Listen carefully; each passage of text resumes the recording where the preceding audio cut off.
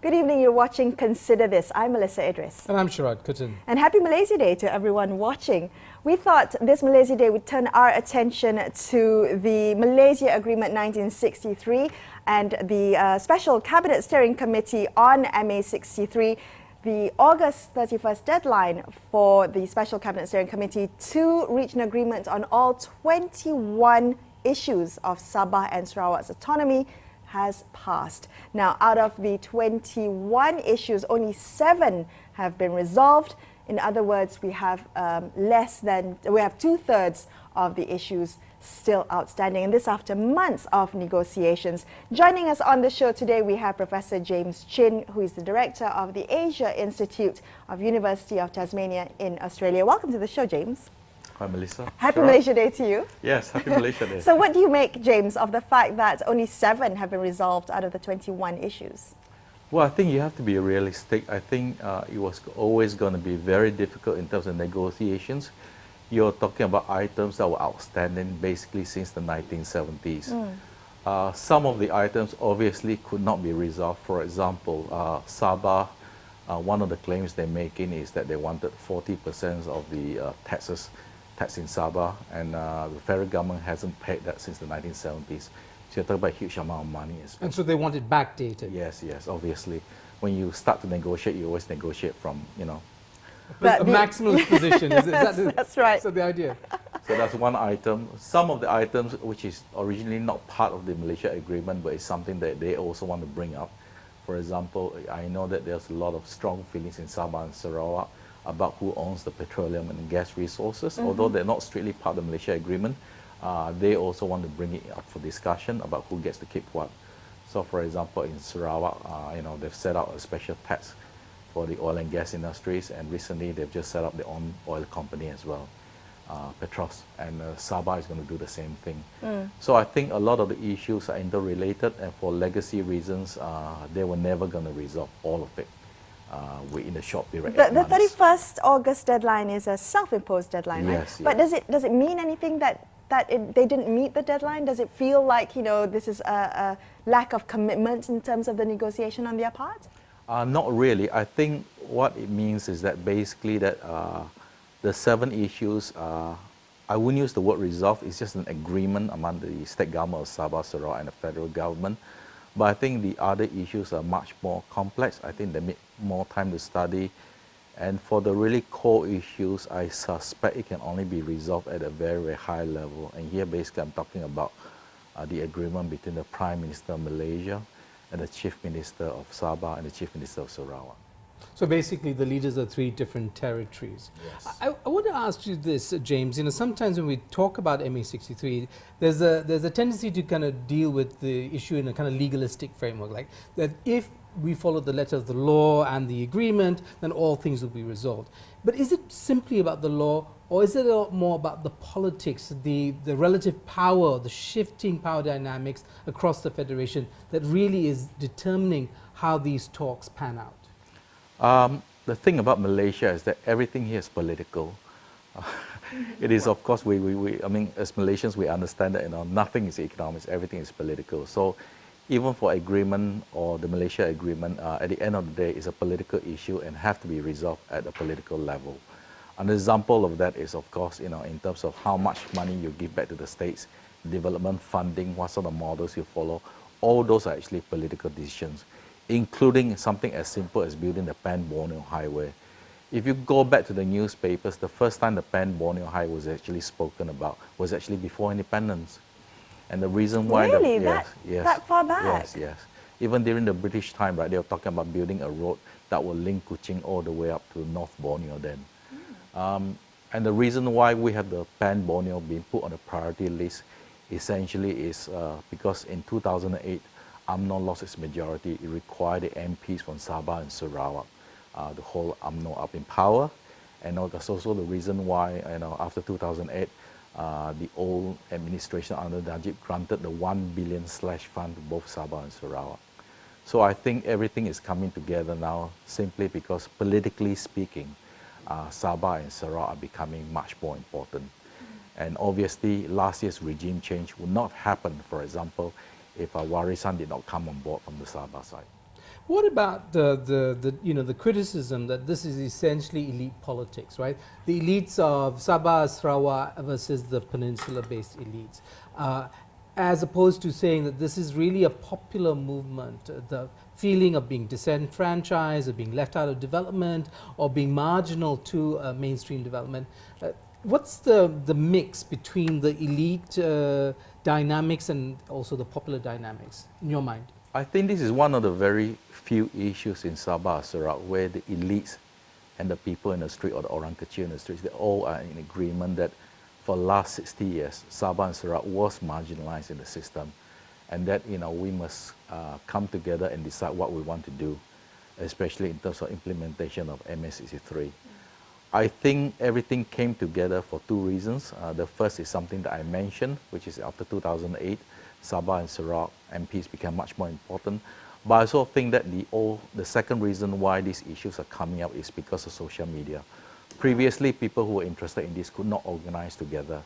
Now you have lots of grassroots organizations in Sabah and Sarawak promoting this idea of MA63, promoting the idea of state nationalism.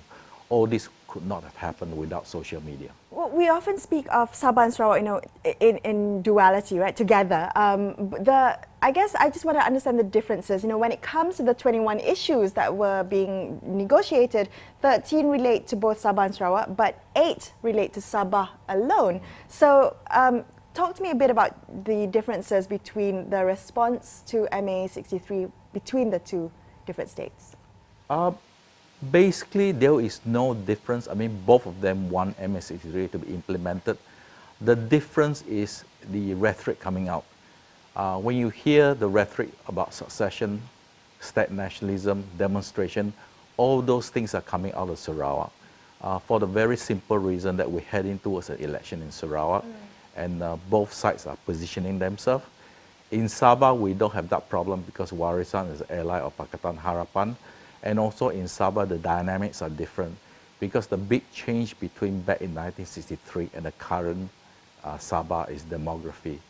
We know that in the 1980s and 1990s, there was this thing called Project M, where Sabah's demography was profoundly changed. So even today, the government has finally admitted that 1/3 of the population in Sabah are actually not born in Sabah. And in fact, as we speak, there's a lot of controversy in Sabah now because the federal government has just announced that they're going to issue a new type of paperwork for those illegal people who are staying in Sabah. And many of my friends in Sabah are telling me that this is very dangerous because once you issue the new paperwork, probably the next step after this will be they'll be given a blue IC or Malaysian citizenship. So there's actually a lot of controversy in Sabah. But again, it is not as vocal as in Sarawak because there's no state election coming in Sabah. Okay, so this is again, ratcheting up for the state elections. I do want to ask you though about the local legitimacy of the state governments, right? So you said Warisan is friendly towards Pakatan, but that relationship isn't a necessary one. Warisan could choose to ally itself to anybody else in terms of federal politics, couldn't it? And similarly, in Sarawak, you have this situation where the Gabungan Parti Sarawak is potentially an ally now that it's sort of dropped the Barisan Nasional demeanor or cachet. What's the dynamic like possibly going into the future? I mean, could they ally themselves to PAS UMNO if they choose to see them as potentially delivering what they want? In terms of state development and such? I think it's highly unlikely they'll go with the PAS UMNO combo. I think in terms of Sarawak, I think the thinking is that if, for example, GPS wins big at the next Sarawak state election, they'll probably come to some sort of accommodation with the federal Pakatan Harapan. They probably will not join Pakatan Harapan, but they'll sign some sort of MOU like Warisan did. Most people forget that Warisan is not a formal member of Pakatan, but they rule together with Pakatan in Sabah. And I suspect that will happen, but only if GPS wins big. So everything really hinges on the Sarawak election. But does that mean that in some ways choices are limited for Sarawakians? I mean, what would be the differentiating factor for both? I mean, are Sarawakians given to believing the more extreme end of the spectrum in terms of state rights?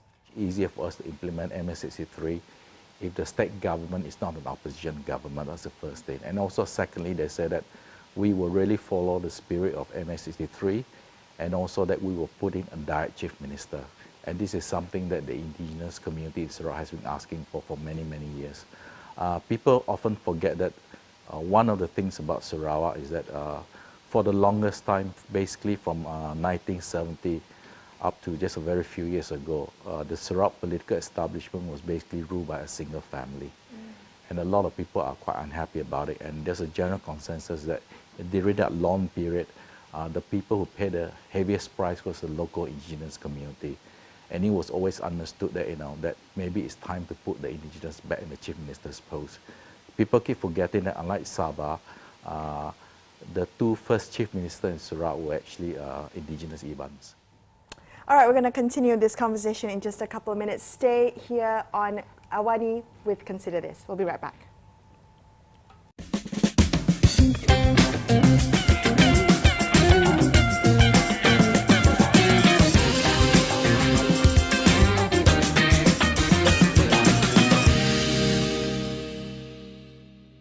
Thanks for staying with us on Consider This. I'm Melisa Idris. With me, Sharaad Kutan. We're celebrating Malaysia Day with Professor James Chin, Director of the Asia Institute at the University of Tasmania in Australia, talking about the Sarawak state elections, which is happening, I guess, a year earlier. If it happens next year, which is as anticipated, it's a year earlier than scheduled.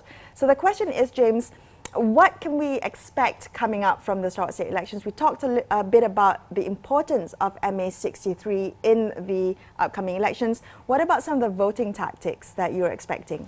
Sure. I think the big thing to watch out for is the split within the coalition. So there is a general understanding in Sarawak now that the most solid block of voters will be the Melanau Muslim Malay voters. That vote is unlikely to move, so it will probably stay with GPS. The vote that will probably shift will probably the Bidayu and the Ibang community. That's one thing. But in terms of the tactic, what is really interesting about Sarawak is that Sarawak separates the state election from the federal election. It is the only state left. So this gives the voters in Sarawak a very privileged position. They can actually split their vote, like what you had here in the Penang in the bad old days. So in other words, one of the tactics that I'm sure GPS will be using is that they'll probably say that, if you're unhappy with the federal government or you're happy with the federal government, you can support Pakatan Harapan, but at the state level, you have to support state-based party. So you can have the best of both worlds.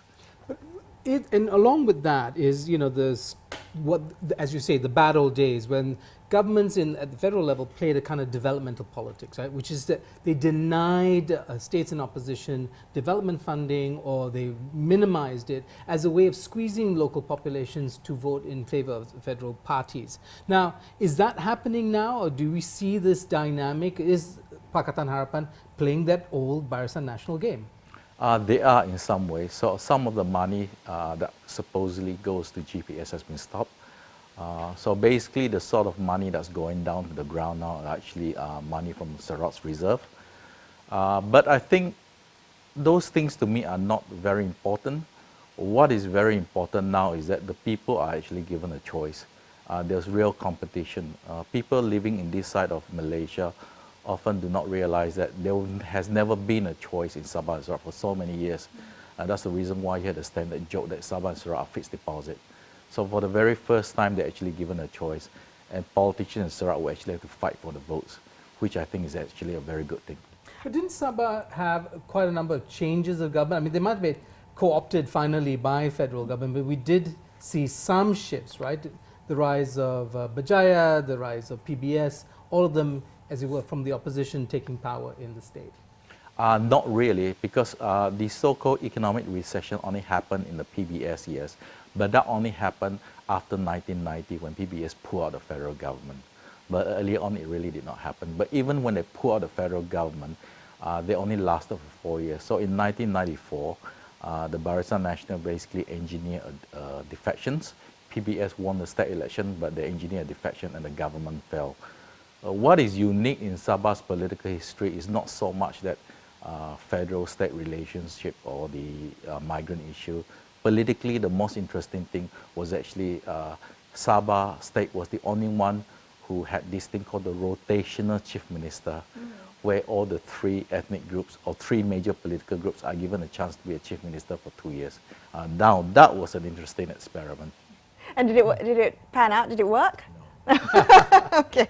I want to shift the conversation slightly, James. You brought up the divide between West Malaysia, East Malaysia, right? Some of the things that are important to Peninsular Malaysia doesn't quite gel in the narrative of East Malaysia, especially Peninsular Malaysia's obsession, if I may, with Malay supremacy and Islam. And how does that factor into the conversations that are being had in Sabah and Sarawak, particularly with the talk about state nationalism and in the backdrop of the Sarawak state elections? Well, I think it does feature in a lot of political conversations because Sarawakians like to pride themselves for having the best relationship. They always tell people outside Sarawak that Sarawak is one of the few places in Malaysia where the so-called kopitiam, you got people selling the halal food. Right next to the non-halal food. Right, and people eating yes. and not caring. Yeah. The other example they like to give is that, it's very common in many rural areas in Sarawak where the mosque is just 50 meters away, 100 meters away from a church or a temple. So they like the narrative that religious differences between Islam and non-Islam is not as sharp as you have in Peninsular Malaysia. But again, these sort of issues doesn't really, for me, right, is not really important. What is really important is that Sabah and Sarawak will have to catch up and have to make up for lost time after the long marginalization. The reality is that, and this is really shocking, that despite being in Malaysia or the Federation of Malaysia for so many years, poverty is still a huge problem. The rural interiors of Sabah and Sarawak, some areas have actually no pipe water. Some of them are still running on generators. Some of the schools in the rural areas are really shocking. In other words, those people are not given a chance. If you're born in an isolated village, basically, your chances of succeeding in life is really far, far behind, say, a baby born in Peninsular. So the realities of people living in poverty in Sabah and Sarawak, I think, outweigh the kind of polemics when it comes to political Islam. But what does that mean? I mean, if we were to focus on the kind of narrative that we're seeing coming out of which we expect to see, in fact, coming out of this past UMNO collaboration. We expect to see ratcheted up, racial and religious polemics. Would that alienate East Malaysia more from, rather than bridging the divide? Well, this thing is nothing new. You have to remember, during the era when Barisan Nasional was in charge, they tried to impose this West Malaysian brand of Ketuanan Melayu, Ketuanan Islam thing. They tried to export the model to Sabah and Sarawak. I think they were quite successful in Sabah, but they have never been successful in Sarawak. So I don't expect that to change. What I expect is that if UMNO and PAS are successful, I think basically what will happen is that the Sarawak polity will actually become more nationalistic. They will even build a higher wall, because the idea is that we want to keep out this sort of toxic religious politics out of Sarawak. So in some ways, they will actually build a higher wall rather than anything else. In terms of the numbers game at the federal legislature, the parliament, do you see any possibility of a Sarawakian or Sabah-based political parties aligning with past UMNO in order to kind of achieve some sort of leverage? Purely numbers game. Yeah, because because it would be perhaps a kingmaker situation for both Sabahan and Sarawakian parties in a scenario where Pakatan perhaps weakens against UMNO PAS coalition. They will only decide on that on election night. So they will look at the actual election results before they decide everything. Don't forget, on the 9th of May, when the election result came out, we know that somebody from GPS immediately flew to Kuala Lumpur to try to cut a deal. It was not successful, but this gives you an idea of what happens. Same thing in Sabah, when the results were very close, one of the BM party jumped across, and suddenly they had a new government. Right. So they're very pragmatic. Yes, they're very pragmatic, and they always go with the winners. And I don't expect that sort of political culture to change. Well, okay, so looking at other scenarios, what do you think because we are kind of celebrating National Day, are there ways in which we can bridge the gap? Because some of the critics are saying that the kind of rhetoric against West Malaysians has gone beyond the realities of marginalization to a kind of almost toxic blaming of West Malaysians for everything under the sun. Is there, do you agree with that? And if so, is there any way of changing the narrative so that we can, as you were, hang together as a federation, perhaps with more equal terms, but still hold together as a federation? I think in terms of national narrative, this problem is not unique to Sabah and Sarawak. I think if you look at the Federation of Malaysia, we've never resolved the core issue when Malaya became independent in 1957. What sort of nation are we trying to build? Are we building a Malay nation, or are we building a multicultural nation, or are we building a modern nation, a progressive nation? I think that question hasn't been resolved. What has happened in Malaysian politics in the last, especially the last 20 years, is we've seen a rise of political Islam, and that Islam is being used as an issue to cover everything else. So many of the key issues facing this country, right, never gets resolved because people are using Islam as the main mobilization for the polity, and you use Islam to cover up everything else. Well, in the couple minutes that we have left, James, just as we are celebrating Malaysia Day, I just want to get your personal thoughts. I mean, what do you hope to see this Malaysia Day in light of everything that we've discussed here tonight? Well, what I'm hoping for is that over the next 3 years before the next general elections, I'm hoping that this issue of Malaysia Agreement will be firmly on the table, and that there will be some sort of accommodation between the federal government and the state government in Sabah and Sarawak, and that far more importantly, I hope to see everybody in the federation, not only Sabahans and Sarawakians, but also Malaysians as a whole, recognize the true history of the federation, the formation of Malaysia, and also recognize that their compatriots in Sabah and Sarawak has been marginalized, and that something must be done to allow the people of Sabah and Sarawak to catch up.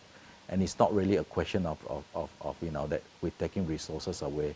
It's a question of being fair to everybody, and I think that's extremely important. What I'm really concerned about is that that the narrative and the sort of toxic politics that we see here in Malaya will actually consume everything, and that before the next election, Sabah and Sarawak issues will disappear again. And if that were to happen, I think it would not be a good thing, because you are feeding that sort of toxic stuff into a small group in Sabah and Sarawak, and they may want to try something else which may not be good for the federation in the future. There you go. Well, thank you so much for joining us on the show today, James. That's all the time we have on Consider This. I'm Melisa Idris with me, Sharaad. We're wishing you happy Malaysia Day. We'll catch you again same time tomorrow. See you then.